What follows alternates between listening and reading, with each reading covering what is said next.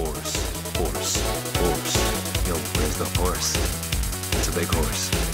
It's a small horse. I like that horse. Are you nuts? I'm a horse!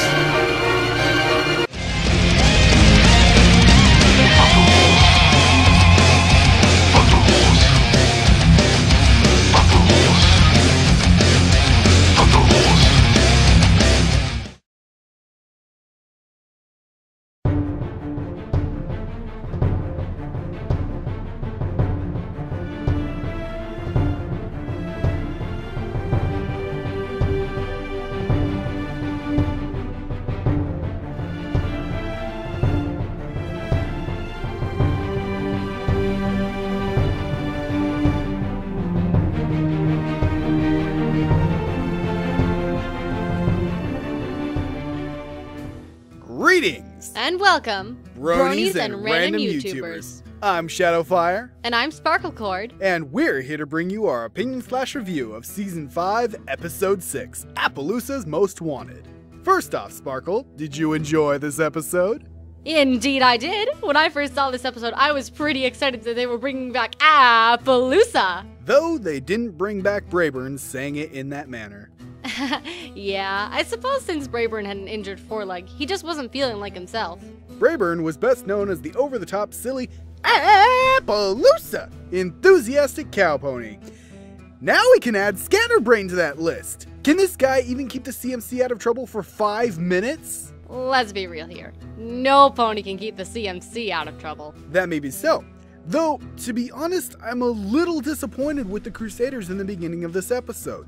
It's like they completely forgot the lessons of Bloom and Gloom.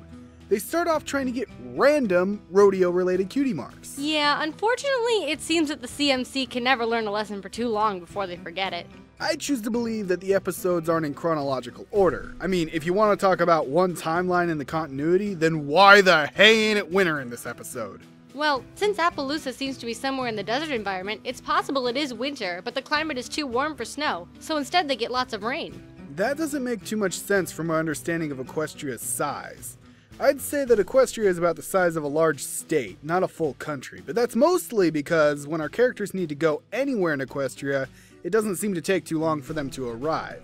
So anyway, a desert in a state-sized place that has another location that's not in extremely high elevation but still has snow in the winter, the desert gets hit with snow as well, and it's crazy the amount too.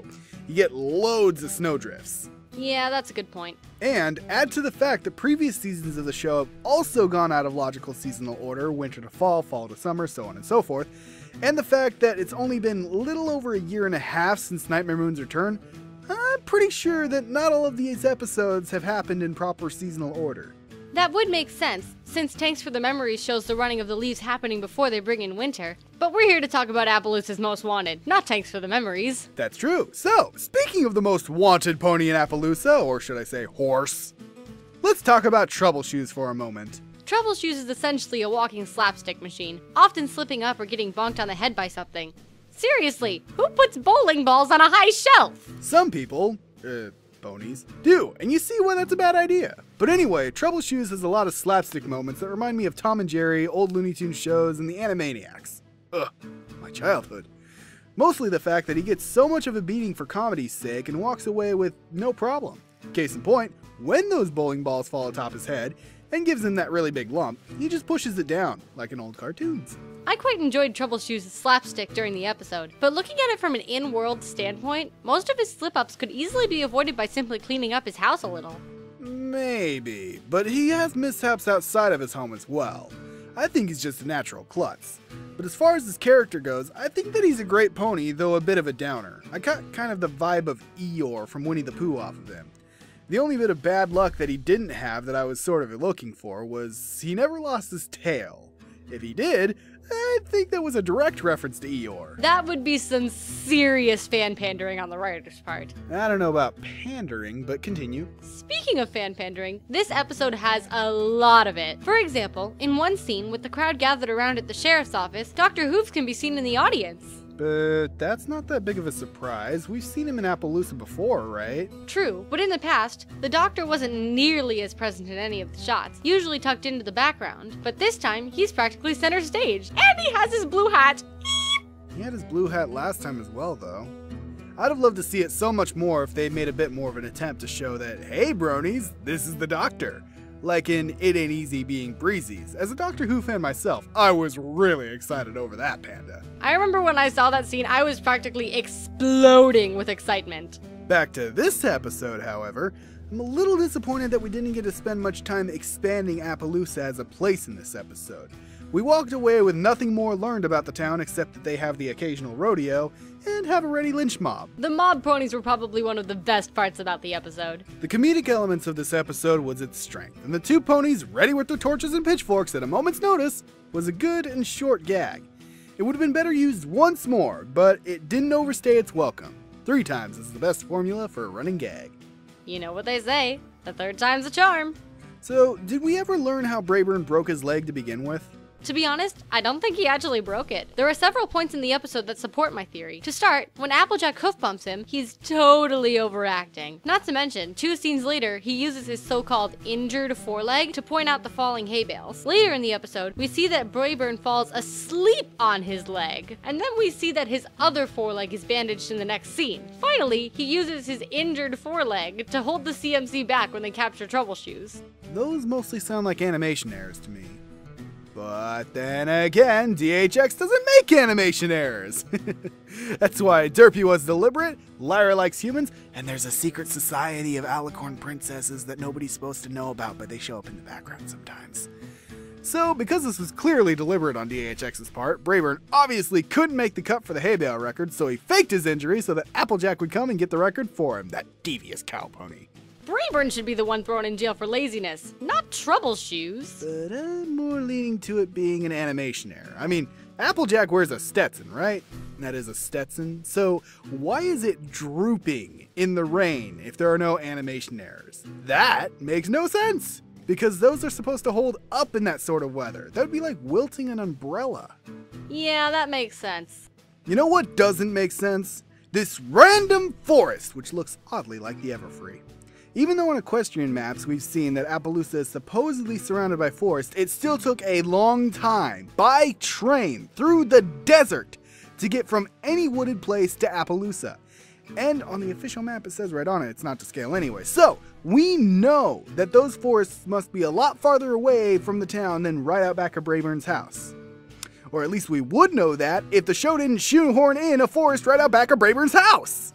Oh well, I guess plot convenience always has top priority, even if it means putting a forest next to a desert. Speaking of plot convenience, there sure is an awful lot of it in this episode. Oh, you mean how the CMC just happened to stumble upon Troubleshoes' house? Or how the hay bales just happened to fall at the right moment to cause Applejack to determine that it's too dangerous for the girls to be in the rodeo? Yep. That's not how you do it. You gotta be much deeper. Like this. Yep. Big Mac impersonation aside, how do you think he would stand up next to Troubleshoes? Until now, the only pony taller than Big Mac was Celestia, and Troubleshoes looks like he might dwarf her. That pony, horse, guy, could squish a filly underhoof with little to no effort. That's at least what was running through my head as we saw Applebloom trot along beside him. Yeah, Applebloom was standing just a little too close to Troubleshoes' hoof. Considering his accident-prone nature, she's lucky she didn't get squashed. So, all this time in and we've yet to actually talk about the story itself. What are your thoughts on Apploosa's Most Wanted and how the story played out? Compared to the other episodes in Season 5 so far, the story was a little lacking. But it wasn't by any means bad. I actually quite enjoyed the story. It was nice to have an episode that focused a little more on the comedy side after 5 story-heavy episodes in a row. I'm a fan of cliché humor as well, so this episode was really enjoyable for me. Ah yes, the cliches in this episode were numerous. Troubleshoes not being evil, just misunderstood. Leaving behind a calling card that was apparently all his own, how he accidentally leaves behind only one hoofprint is beyond me. Brayburn falling asleep while watching the girls, the "it can't get any worse than this" line, and then it does. And obviously we can't forget the lynch mob, because any cliche Old West town isn't complete without one. Indeed, Old West wouldn't be Old West without a ready mob. Personally though, I think that this episode was little more than a retelling of Stairmaster. Let's recap. The girls are told to stay somewhere where they will be supposedly safe. Their guardian at the time falls asleep, or is about to. They sneak out into a dangerous forest, looking for something/some pony of whom they have no idea where to begin to look. They get lost, and once found, face no consequences. Oh wait. Scratch that last one, this episode did something right with its ending. The CMC are being punished for disobedience and recklessly endangering themselves. Troubleshoes still needs to make amends for his past mistakes and the messes that they caused.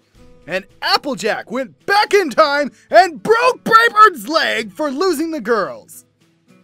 Okay, maybe not that last one, but I accept this headcanon! In any case, a welcome change from the last episode. There are actually consequences for the characters' actions. It still is a happy ending, and it doesn't need to be anything less, but it also doesn't ignore the actions of the characters, positive or negative. And I like that. I agree. It's almost like the writers were trying to make up for completely ignoring Rainbow's actions last episode. It's also nice to see that Troubleshoes is willing to pay the consequences for the trouble he caused, even though it was all by accident. That's why I say he's a great pony. Horse. He may be a little bit of a downer, but he does what needs to be done. He's willing to do the things that, though he may not want to, he'll do because he must. Taking the CMC back to Apploosa, telling them about himself, though he rather seems to not want to talk about it. And he protested to being a rodeo clown at first, though he still went through with it because he knew that the girls just might have a point. Lo and behold, he actually enjoyed being out there and doing it. However, making amends for his previous blunders is something I think he really wants to do, not just needs to. Speaking of the CMC, I think their cutie marks could potentially be helping other ponies find or realize their cutie marks. What, like the Crusader symbol on the back of their capes end up being their cutie marks? That would be kind of awesome, right? Exactly! Make it happen, Hasbro. Right now. Well, that would be interesting, but I think it would sort of end up ignoring the traits of the CMC that we'd come to know as their special talents that they just never seem to realize themselves. Good point. Well, Miss Sparkle, do you have any final thoughts on the episode? Overall, I think this episode was pretty good. Although it's not one of the stronger episodes story-wise, the comedy was spot on and kept me entertained the whole way through. Although there were some missed opportunities with this episode, it was still good for what it was. I'd rate this episode 7 out of 10. After I got through the beginning exposition dump and the fact that they completely ignored Bloom and Gloom, I enjoyed this episode as a usual CMC story. Troubleshoes was a good character for this episode's premise, and overall I had a few good laughs. As you said, the comedy in this one was good. Comedy seems to be one of the biggest strengths of Season 5 so far. Most of my issues with the episode is that it's not winter and the CMC didn't retain the previous lesson, but I brush that aside with the thought that this episode isn't in order of the actual timeline of the world. What I can't brush aside is that it feels like the writers themselves, after all this time, don't know what cutie marks are. It seemed obvious to the fandom early on, and I already went into detail about it in Bloom and Gloom.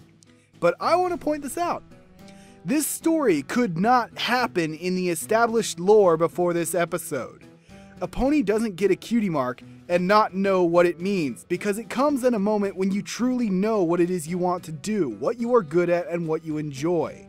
But thanks to this episode, the established lore of this topic is now in a chaotic flux, and there is no telling what the parameters are anymore.